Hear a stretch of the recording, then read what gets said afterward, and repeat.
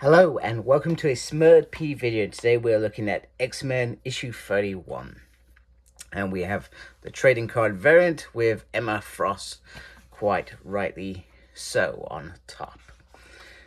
And our story begins with Sync in Dreamworld talking to Talon. And she's asking him what's the plan, etc. You know, you're needed elsewhere. And all he wants to do is hold on to his love, you know, and she's like saying, after centuries, you can't hide anything from me. I know my body is destroyed. I know you're using Jean Grey's gift from muscle memory, and I know you're in a great deal of pain, etc. And on the outside, Shadowcat and Nightcrawler are just trying to look out for him. Apparently he's popped his claws, he's trashed his room. And they know that something's not right with him because he's not using Talon's healing factor to sew himself up and repair himself. Meanwhile, Miss Marvel and Spider-Man, they've sent out the probe from the evolutionary that Sync's brought back, and that is making its way across the world, but it's still got a way to go. Also, Kitty Pryde did try and reach out to Emma Frost to assist with this problem. So as a psychic, she could get into Sync's mind and sort of try and help him come to terms with what's going on, the fact that Talon is gone. And he's going to end up dying, basically, because his body's speeding up, etc., because he's using these powers, which has been noted earlier that he shouldn't use them from muscle memory. He should use them from the mutants that he's near.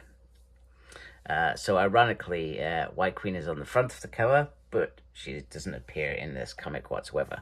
Anyway, Nimrod has arrived, saying, "Did you think that you could get away with this and we would not notice us?" And Spider-Man says, "Well, I jinxed it, didn't I?" This is written by Gerry Duggan. Phil Noto is on the art, VC Clay and Cows on the letters, Tom Miller and Jay Bowen on design. So it's quite heartbreaking, these conversations that they are having. Shadowcat's trying to reach out to him, saying that that they need him, etc. He's just saying, "I need to meditate like Jean told me. I can get through this, you know." But Shadowcat can't stay. She says there's a big chunk of North America still to be done, and we've got a Nimrod here. We're going to have more dead X-Men here. So Spider-Man whips up the console, but him and Miss Marvel are clearly no match for Nimrod. Nightcrawler tries to come in and appeal to him about what he's doing, etc. So they teleport him, Talon stabs him, and well, Spider-Man, like a menace, as JJ always says, smashed him with a truck and almost pays a heavy price, if not for Nightcrawler. And he thinks he's home. He's in a garbage can. He's not home. Good old spider jokes still exist in this book, which is quite interesting because he is entering the X-Men's world rather than his own world.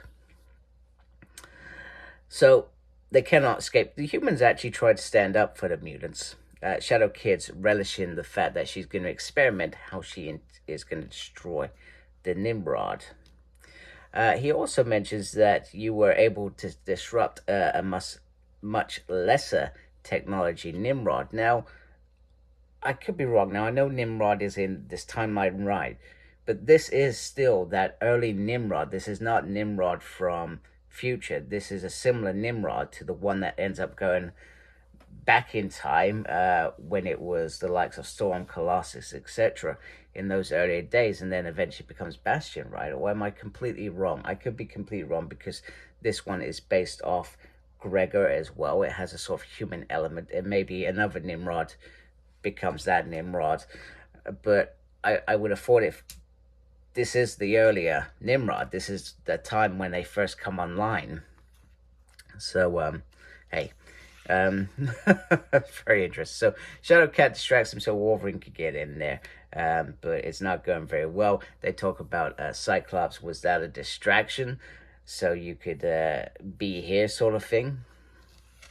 You can't even save yourselves. Meanwhile, the Kingpin is reunited with Typhoid Mary, but we know, I'm sensing that this is not clear cut that she is back. Something's happened in between. So two lovers are reunited and spared from the murderous villains. And then, you know, we come to this heartbreaking end of them having to come to an end. And I like this relationship. I like this relation probably more than I intended, because it's quite special how their story is told, their journey is told, and for it to end this way, I don't feel like this is the end. I feel it's an ending of sorts. It's whether there will be a big, if Talon ever comes back, if the Cerebro things are back online at some point. I'm not sure if they're completely destroyed, but maybe there's some way to get something back. I'm not sure. But the only way that, and this is grieving, let's be honest, this is grieving. This is very early stages of grieving. Grieving is a hard thing for many people. It takes a long time to let go even a little bit. You know, you hold on to that person that you've been with for a long time. And these people, they spent millenniums together. It wasn't just 30, 40 years, millenniums. You know, the love there is stronger than anything. You know, it's like my nan and granddad, they've been together, you know, 16 years. You know, they're almost in their 90s. You know, for one of them to go would destroy the other, is what I'm saying.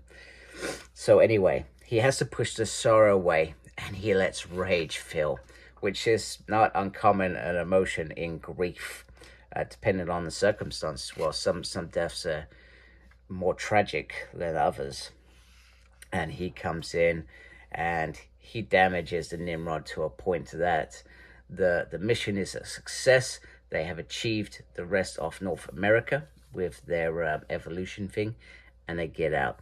And he says, next time you see me, you die.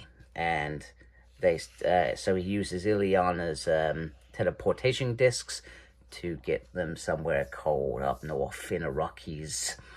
And now the next thing is Rogue's inbound, and they need to free Cyclops. I'm sorry, I forgot to mention one reason why Cinch, I think, did let go as well was because Talon said that Jean Grey in Cyclops entrusted us with the X-Men.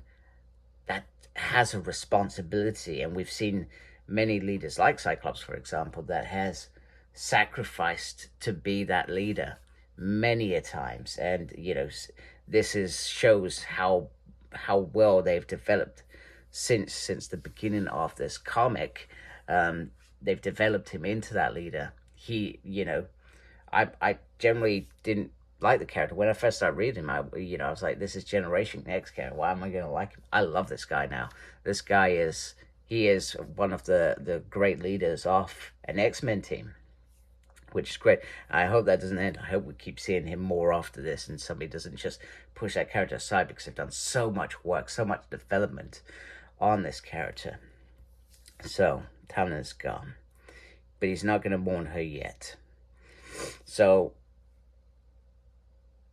Shadowcat's got word to Polaris that the hostages are free. She's now got a green light to move in. So that will continue in Fall of the House of X2, which hopefully I've got coming in very soon, and I can talk that through and share that with you. Great issue, heartbreaking issue, very well done. And you got some action as well, nice action packed. The story's driven on, and we're ready for the next one. So anyway, I hope you like my video. If you do, please support my channel by subscribing.